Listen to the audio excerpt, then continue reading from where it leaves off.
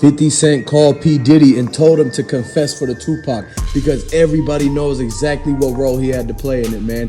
He's not fooling anybody. After all them years, all them people Diddy had to do like that to get to the top, man, it's all coming crumbling down. If you rocking with Tupac, put the 222s in the comment section if you want to get justice for Tupac, because it's about to come. It's right around the corner. This whole thing is coming down to two things. What is Keefe gonna say when he takes the stand? Is he gonna point at P. Diddy? Because P. Diddy will be in the room. He has no choice. He's going to be right there. The DA already talked to everybody, and they're getting all the alleged suspects in line to come in, especially since they got the fingerprints of everybody that was inside that Cadillac that hit up Tupac. They got Sugeknight to testify against everything that Puffy was saying. Puffy's bodyguard, he going to be there and all that. Because at the end of the day, they know Tupac was set up. It had to have been planned. There's no way that they knew that they was going to send $1 million and P. Diddy did all of that, not on the spur of the moment. They had this already lined up days in advance. They knew they was going to get Tupac. It was just a matter of when, where, and how. And they put the whole pieces of the puzzle together. They got the group that Keefe was with. He knew that that was the guy that he was going to have to pay, because Tupac is actually riding around with Suge in LA and places like that where people already got a problem with Suge's crew. This is what Keefe's crew always been saying for the whole entire time. They never liked Death Row Records and everything, so they was always looking for something to do with them. And whether they could hit a lick or bump into him on the streets, they wanted a confrontation. They wanted to actually be able to duke it out or do something. And this is what led Diddy to find that out, and through Von Zip, he was putting $1 million up. He didn't know if he wanted to give the $1 million to Keefe right away, but he tried to play it safe and do it through Von Zip, where he was gonna maybe hide the money and everything like that. The feds know exactly where that money went. The feds pinpointed and tracked down the $1 million that Diddy sent, and this is what got him thrown in the mix. Keefe was the one who told everyone out of his own mouth that Diddy paid $1 million to hit up Tupac. Keefe said it. He broke the news to everybody.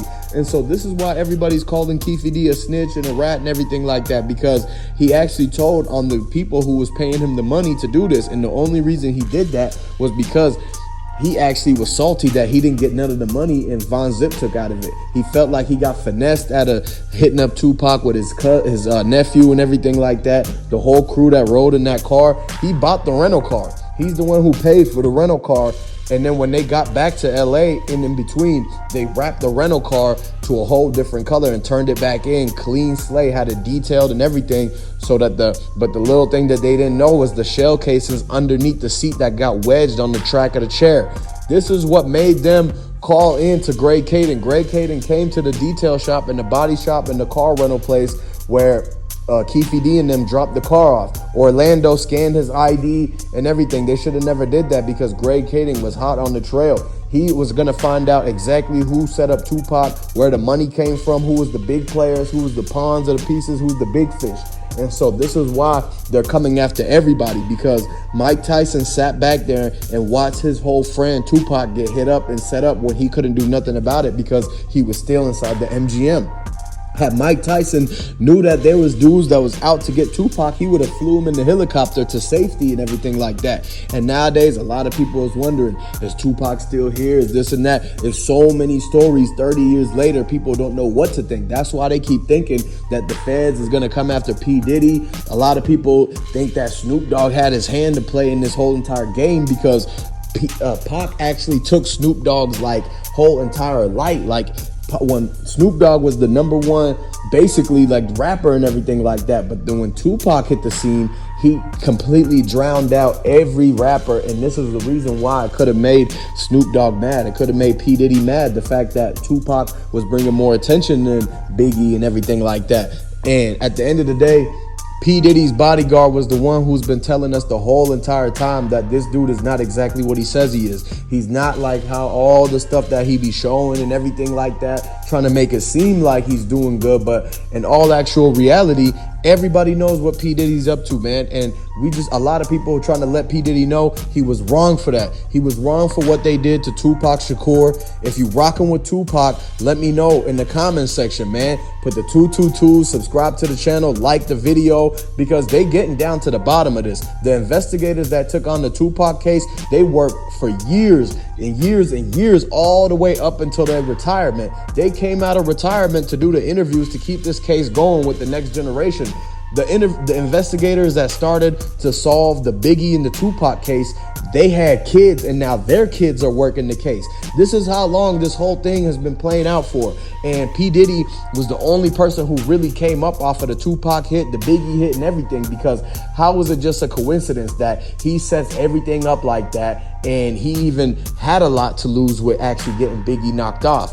But in the back of his head, he knew that if Biggie got knocked off, everybody gonna be listening to Biggie. He was gonna be bigger than ever. He was gonna make all this money and everything like that. This is why a lot of people around Diddy's lucky. The only reason that he didn't actually get locked up for the Tupac thing was because it was still unsolved. It wasn't until Keefe started going around running his mouth that this whole thing broke loose, man. At the end of the day, the karma was gonna get them regardless. You see how it is? The dude who thought he was the toughest guy in the whole world, Keefe D, was the one who actually was the one to tell on himself, his whole crew, and busted everything out so that the feds know exactly who to go after. They know who sent the money. They locked Keefe D up. He planned the thing.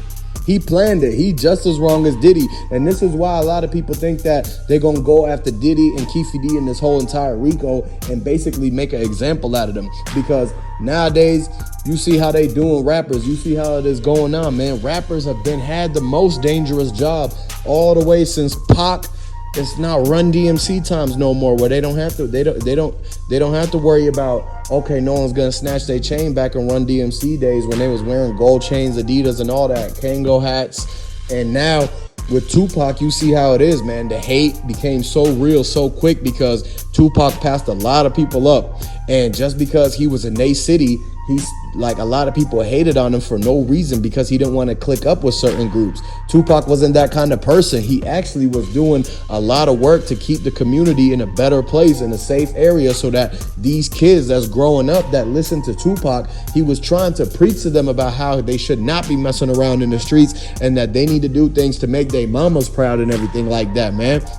So at the end of the day, the fact that they took Tupac away from a lot of people is going to be a lot of karma that's come back to get them, man. And this is not the end of it. Everybody knows at this point that P. Diddy was the guy who had the money and he was the ones who had the means. When he set the whole thing up, he used Keefe D, he used Von Zip and all those dudes to basically take out Tupac. And the same thing could be said about Biggie. The Biggie case is being solved too, because the same guys who solved the Tupac case and got Keefe D to confess and get that agreement and that plea deal is the same guys who was working on the Biggie case first. And the reason why they even started working on the Tupac case was because they found out that Keefe D was at the same party where Biggie got hit up right after Tupac was hit up the year before and everything. And so this is no coincidence. How is it that it's these same players? And at that time, Keefe D would have been on the run. At that time, he would have been looking for Von Zip to get that $1 million and everything. And so maybe Diddy said, you got to do one more for me with Biggie. And this is why they paid attention to Keefe D being at that party with that top hat. He had the mobster hat on. And this is why they easily called him out. They seen the picture that he was in that building.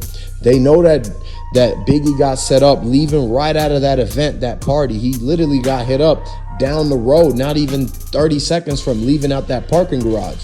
And so this is why they looked into Keefe D. They seen that he was at the Tupac, he was at the Biggie, and nobody had connected the dots until then. And that's why Greg Caden came through and basically set the whole record straight. He said, nope, Keefe D was the one who set it up. Diddy gave the $1 million, and that's exactly what Keefe D told us in the agreement, because they were watching Keefe D that whole entire time after Biggie got hit up. They didn't know Keefe D was the guy that was at the Tupac. The streets were talking, but it wasn't confirmed yet. And then once they knew that he was at the Biggie, they backtracked everything, started watching Keefe D, and that's when the DEA and the whole feds was actually keeping tabs on him from a whole nother operation that he had going on in the streets. They were going to bust him and Rico him for that and throw him away and lock the key. But they said that they'll let that one slide if he confesses and tells everything that happened at the Tupac scene. And that's exactly what he did, because he was scared that they had a lot of stuff on him. They watched him make sales and they watched him purchase from informants. So Keefe D was shaking in his boots, biting his nails, sweating in that hot seat. And that's when they threw him that offer, that deal. You tell us what happened to Tupac, and we let you walk for the stuff that you've been doing fooling around in the streets. And that's what it came down to, ladies and gentlemen. And this is why we're getting justice for Tupac. If you rocking with Tupac, put the 222s, man. Thank you for tuning in to the Tupac News.